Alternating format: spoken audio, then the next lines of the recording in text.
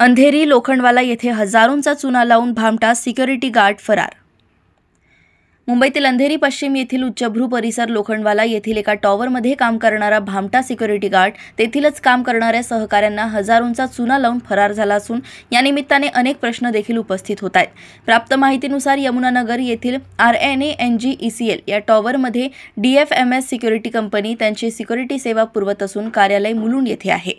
ज्या प्रकारे ब्रिजेश उर्फ निहाल सिंग हा सिक्युरिटी गार्ड येथील सहकाऱ्यांचे रोख रक्कम आणि 2 जणांहून कडून 2 मोबाईल घेऊन पोबारा केलाय, त्याप्रकारे यापूर्वीही त्याने अशा प्रकारची भामटेगिरी दुसरीकडे देखील केली असल्याची शक्यता नाकारता येत नाही।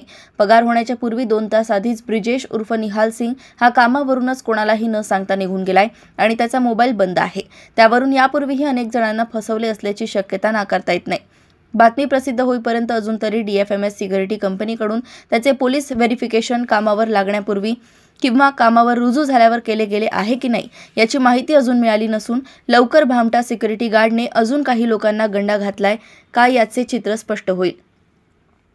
RNANGECL या टॉवरमध्ये अनेक उच्चभ्रू नागरिक राहतात। अभिनेते अभिनेत्रीपासून मोठमोठे व्यावसायिक तसेच मोठमोठे नेते मंडळी देखील या टॉवरमध्ये वास्तव्यास आहेत। त्यामुळे सिक्युरिटी कंपनीकडून प्रत्येक कामगाराचे पोलीस व्हेरिफिकेशन करणे गरजेचे आहे, कारण विना पोलीस व्हेरिफिकेशन केलेल्या कामगारांना कामावर ठेवणे धोकादायक ठरू शकते। अंधेरी येथून सोनल शिंदे यांची रिपोर्ट।